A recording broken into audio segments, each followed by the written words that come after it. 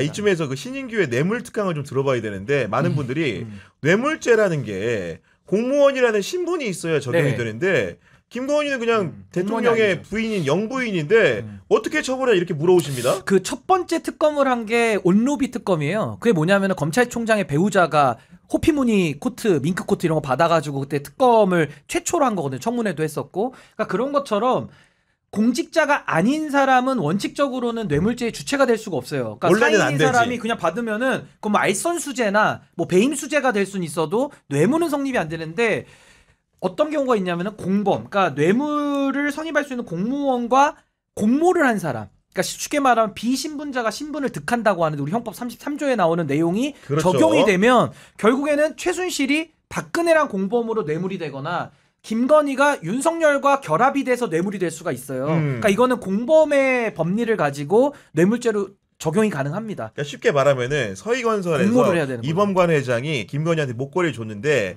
비신분범 쉽게 공직자가 아닌 그 그러니까 김건희가 그 인사 관련된 부탁을 자기 남편을 통해서 그렇죠. 총리 비서실에 시켰다고 한다면은 실제로 됐잖아요. 남편이 공범이 되기 때문에 네. 당연히 뇌물수수에 네. 정범이 된다는 거죠. 그러니까 그 실제로도 얘기가. 됐기 때문에 네. 이 부분에 대해서는 윤석열과의 공범관계는 깨질 수가 없는 거예요. 대통령이 인사직을 누가 인사를 합니까? 그러니까요. 게다가 우리가 과거에 보면은 박근혜 특검할 때 최순실 씨가 사인인데 그 사람이 헤쳐먹은 게 어떻게 뇌물이 되냐 했는데 결론적으로는 박근혜와 경제적 공동체라는 논리를 가져와가지고 뇌물의 공범을 만들었잖아요. 부부 관계는 당연히 경제적 공동체죠. 아니 그러니까 박근혜와 최순실보다 훨씬 더 가까운 한 몸 관계인 거죠. 그러니까 공모관계 입증하기도 상당히 수월할 뿐만 아니라 당시의 경제공동체 법리는 공범으로 안 가면서도 그냥 최순실이 먹은 거를 다 박근혜가 받은 거다라고 아예 간주해버린 거예요. 그러니까 경제공동체 법리는 사실 굉장히 그 원래는 범죄에 대한 모든 입증 책임은 검사들이 갖고 있는데 검찰에게 유리하게 법 해석을 해준 거죠. 그래서 거기에 대한 비판은 많이 있는데 차치하고 지금의 김건희의 케이스는 윤석열의 도움 없이는 할 수 없었던 민원들을 다 공적인 권한들을 그렇지. 가지고 한 거기 때문에 네. 이거 공범 혐의를 피해 나가기 불가능합니다, 사실은. 그러니까 관계성. 신인규 변호사 제가 이제 변호사는 아니지만은 이제 만주 변호사 하잖아요. 박지원 의원 뭐 이런 분들이 만주 변호사. 만주 변호사들이 더 많이 알아.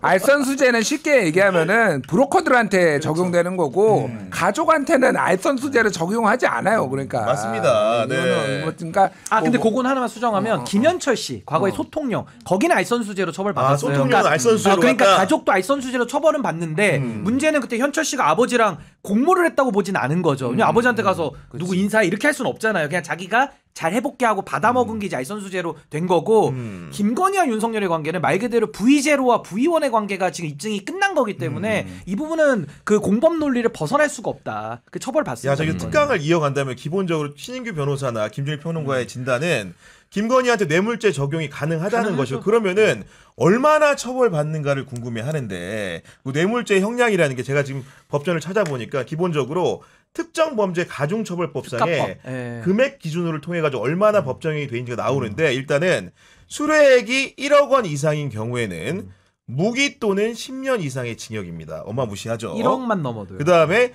5천만 원 이상 1억 원 미만인 경우에는 7년 이상의 유기징역. 수뢰액이 3천만 원 이상 5천만 원 미만인 경우에는 5년 이상의 유기징역인데 이미 서희건설에서 맨 처음 자수서를 낸 반클리프의 나페의 목걸이가 6천만 원 상당이죠? 그러니까 지금 7년 이상의 유기징역 확정입니다. 근데 3종으로 계산해. 3종으로 계산하잖아요. 아까 말한 대로. 그게 하나 보니까 뭐 브로치가 티파니 브로치가 3천만 원, 그라프 귀걸이가 2천만 원 해버리면 합산 금액 1억 1천. 그게 만약에 뇌물로 간주가 되면 어떤 겁니까 이게? 특가법상 지금 2조 1항 1호에 따라서 네. 무기징역까지 가는 거고 그러니까. 이건 시작이죠. 김건희가 이것만 받았겠습니까? 지금 뇌물로 이 서희와의 관계도 1억 천은 시작 금액이고 앞으로 어디까지 갔는지를 수사를 더 열어놓고 해야 되기 때문에 상당한 중형을 피하기는 매우 어렵습니다. 김건희 같은 그러니까 경우는. 지금 김건희를 두고 사람들은 윤석열은 사형 무기징역인데 김건희는 어떤 거야 궁금하는데 정말로 판사가 작심하고 맘먹고 때리면 무기징역 나올 수도 있다는 겁니다 이게. 액수가 커서. 그 명태균 씨가 최근에 인터뷰한 거 기억하실지 모르겠는데 김건희가 대선에 들어가면서 뭐 국정 운영권도 인사권도 반반 이렇게 얘기를 했다고 하잖아요. 네. 깜빵도 반반이야. 정확하게 5대5로 가야지. 남편이 무기징역이면 김건희도 무기징역 가야지. 반반해야지. 근데 우리 무한대 아무리 나눠봐야 무한대거든요. 책임 없는 쾌락이야. 혼자 빠져나가면은 즐길 거 다 즐기고 책임 없는 쾌락이지 그거. 아니 근데 여기서 많은 분들이 또 궁금해하는 게 그럼 왜 최순실은 뇌물 액수가 엄청 컸는데 징역 18년이 확정이냐 이러는데 기본적으로 법관이라는 건 재량이 있어요. 그러니까 여러 가지 양형 사유들 인자를 따져가지고 본인이 깎을 수가 있어. 감경할 수 있는 거 아니겠습니까? 그런 원칙이 있는 그러니까 거죠. 이제 법정형이 있고 처단형이 있고 이제 선고형이 있는데 결국에는 법에 정해졌다 하더라도 판사가 그 상황들을 다 보잖아요. 그래서 최종적으로 선고되는 형량은 다른 겁니다. 거기에는 뭐 양형 요소도 들어가고 양형을 줄이려면요. 이제 막 판사한테 가서 이제 잘못했다고 시인을 해야 돼요. 자백을 하고 인정을 하면 그 수사를 받은 태도들도 양형에 고려를 해줍니다. 근데 지금 김건희 같이 부인을 하잖아요. 이거는 가중 요소가 됩니다. 그러니까. 감경이 아니라 더 세게 처벌받죠. 근데 과거에 이제 판례들을 찾아보니까 1억 원 이상 받고도 징역 6년 받은 경우들이 있는데 그런 게 어떤 거냐면은 양형 인자가 초범이고 김건희 뭐 초범이라고 그렇죠? 할 수 있죠. 어쩔 수 없이 한 경우. 근데 여기 중요한 게 일부 뇌물을 반환해야 돼. 그러니까 약간 반환한 모양새는 취한 것 같잖아 지금 느낌에는. 그리고 이제 범죄 후에 반성이 중요한데 아직 반성은 안 했거든요. 그런 부분들에 대해 가지고 아마도 법정 투쟁이 김건희가 벌어질 거 살기 위한 몸부림이 벌어질 수가 있다. 왜? 그냥 가면 무기징역 나올 수 있으니까 두려울 겁니다 아마도. 그죠? 아니 네. 그리고 죄가 이것만 있는 게 아니에요. 지금 거기다가 뭐 공천농단이라든지 또 고속도로 휘게 만든 부분이나 이런 것들 다 직권남용, 뭐 주가 조작. 주가 조작은 또 자본시장법이에요. 여기도 그렇죠. 이득액에 따라 가지고는 세배까지. 50억 이상이면은 네. 뱉어내는 것도 있지만은 구명로비 하나 쓱 넣어봅니다. 많죠. 그러니까 네. 범죄 혐의가 너무 너무 많아요. 많아요. 그러니까 이 부분에 대해서 다 이제 김건희가 앞으로 감당을 해야 될 부분들이 있고 또 마지막에는 내란 특검도 있어요. 내란에 또 어느 정도까지 연루됐냐. 좋아요. 거기다가 또 비아폰 쓴 거부터 비아폰. 해가지고 공직 뭐 비밀 누설 뭐 여러 가지 많기 때문에 앞으로 김건희의 형량은 정말 계산기가 고장날 정도로 많다. 아, 그래서 저는 이거 보면서 우리나라도 미국처럼 그냥 범죄 혐의 중에 가장 큰 걸로만 그 형량을 때리는 게 아니라 이 누적 다 합쳤으면 좋겠어. 더하기식으로. 합쳐서 더하기로. 누적식으로. 아, 김건희 피의자 4,500년 이렇게.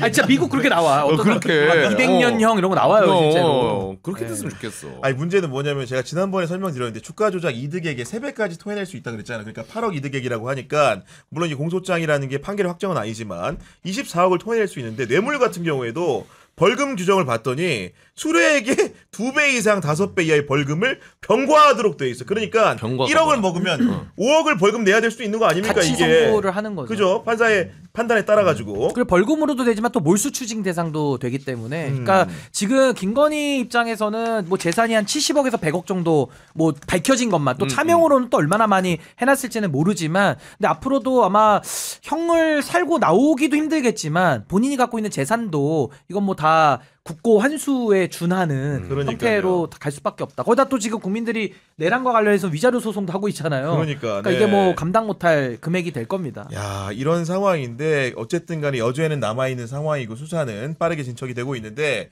김건희 특검이 최근에 이제 수사하고 있는 것 중에 하나가 결국 김건희와 통일교를 둘러싼 여러 가지 부정청탁 의혹들을 조사 중인데 오늘 한겨레 신문 보도가 이게 사실은 진위 여부는 더 확인을 해봐야겠습니다만은 우리가 한학자 총재 금고를 뭐 이제 압수수색했다는 얘기는 보도가 나온 적이 있는 것 같은데 거의 관봉권을 포함해서 수백억 원의 현금 뭉치가 있었다라는 보도가 나왔습니다. 이거 어떻게 읽어야 됩니까? 근데 통일교가 뭐 금액이 좀 크긴 한데 네. 수십억 현금 쌓아놓는 거는 이상하지 않아요. 그러니까 그게 이상하지 않다라는 게 원래 딴 데서도 예전부터 그랬어요. 그러니까 미국에서도 그랬고 일본에서도 그랬고 이렇게 현금 많이 쌓아놓는 상황이기 때문에 근데 수백억은 좀 단위가 좀 크네요. 그러니까. 수십억까지는 사실은 5만 원권으로 해도 어느 정도 요 정도 쌓아놓는 정도거든요. 그러니까요. 수십억이라고. 네. 그러니까 이게 감당이 되는데 수백억 단위로 넘어가면은 이제 금고가 따로 있어야 되는 이런 정도 수준이. 이제 아마도 이제 기사 같은 경우에도 이제 왜냐면 확실하게 육안으로 본 거기 때문에 액수란 게 가늠할 수가 없고 다만 아마도 수사팀이라든가 수사 그 관계자들로부터 흘러나온 얘기로 보이는데 일단은 뭐 관봉권도 있었다라는 주장이고 엔화나 달러까지 포함해가지고 아마도 그게 적게는 수십억 원은 돼 보인다는 게 기사의 논조인 것 같긴 하던데 여간 이런 현금 뭉치에 그 우리가 주목하는 거는 이게 교회 공금이라면 문제가 없겠죠. 다만 이 통일교회 자금들이 혹시나 일부 자금이 지금 우리 의심하는 거는 국민의힘이 대선을 치르는데 잘못 쓰인 게 아닌가라는 의심을 하기 때문에 우리가 이 현금에 주목하는 거 아니겠습니까? 그러니까 이게요, 법률적으로는 사실은 뭐 정치자금법 위반은 너무 약하고 사실 이것도 뇌물성으로 봐야 될 가능성이 매우 높아요. 그러니까 정치권 인맥과의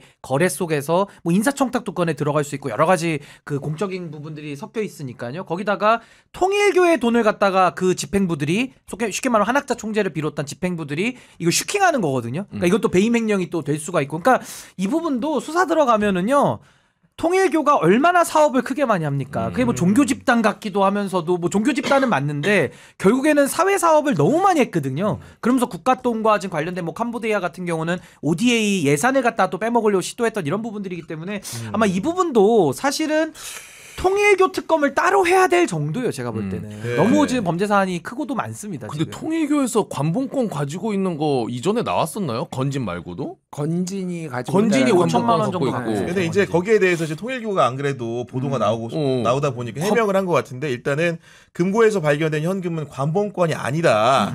시중은행 띠지를 두른 돈이다. 액수도 수백억 원 규모가 전혀 아니다라고 해가지고 한겨레 신문이 보니까 방금 전에 해명도 달아주고 기사도 일부 조정이 있었던 걸로 보이는데 여하간 그 말씀드리지만은 통일교의 사재, 예를 들어 금고에 얼마가 있는 게 중요한 게 아니에요.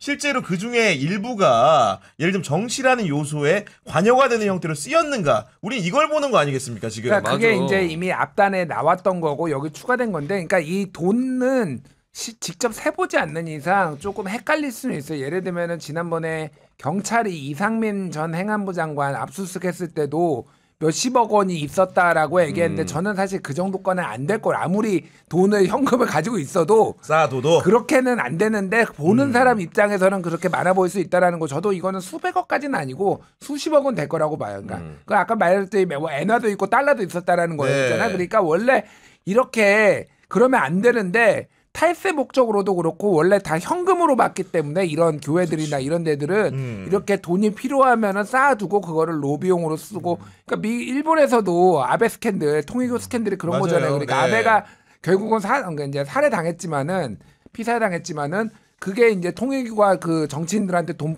뿌려가지고 문제가 돼가지고 지금 완전 한번 대대적인 수사가 있었잖아요. 똑같은 방식으로 한국에 했을 거고, 이 앞단에 이제 한겨레가 보도를 했던 게 그 윤영호 전 세계본부장이 특검 가서 다 실토를 했다. 네. 2022년 2월 대선, 3월 이제 대선 이후 두 번을 권성동이 찾아와가지고 한학자 총재한테 큰절을 하고, 자 총재님한테 절 한번 하십시오. 이렇게 한 다음에 한 번씩 두 번을 받아갔다는 네. 거예요. 쇼핑백에 한 번 5만 원권 들어가면 5억 원 들어가거든요. 그러니까 이제 10억 정도 받아갔다라고 보면 될 것 같아요. 물론 권성동은 이제 모든 이거에 대해서 아예 아니라고 주장하고 있죠. 아니라고 주장을 하고 있지만은 어쨌든 아니라고 주장을 한 다음에 골프 치러 갔어. 맞아. 통일교 가면 소유의 가면 쓰고 가장 이제 가서. 골프 치러 그런 갔어. 강심장이 있어야지 국회의원을 그렇게 오래 할 수 있나 봐요. 그러니까 국힘 진짜로. 계열에서는 권성동 정도의 얼굴 두께는 돼야지 5선 의원 할 수 있는 거야 진짜로. 아니 근데 이게 통일교 건이 그냥 간단히 볼 일이 아닌 게, 이게 그냥 단순히 어떤 인허가 건이나 어떤 인사건에 대해서 해도 뇌물이에요. 근데 이건 더 심각한 게 그거 플러스 정당까지도 지금 사유화하려고 했던 거거든요. 결국에는 정당에다가도 뭐 당원을 넣어주고 정치 권력을 만들어내는 정당이라고 하는 헌법기관까지도 지금 돈으로 매수하려 들어간 거기 때문에 지금 뭐 어제 특검에서 국민의힘 압수수색 지금 들어가면서 뭐 당원 명부 뭐 압수수색 하고 그렇습니다. 있잖아요. 네. 그거 국민의힘은 과하다고 할 수 없어요. 왜냐하면 저도 당원 명부의 중대성이나 그 당원 명부가 갖고 있는 개인정보에 아주 중요하게 관리돼야 되는 부분 당연히 저도 인지하고 있고 인정합니다만은 문제는 정당법에요. 입당 강요죄도 있고 정당 명부와 관련돼서 처벌하는 조항들 수두룩 빽빽하게 있습니다.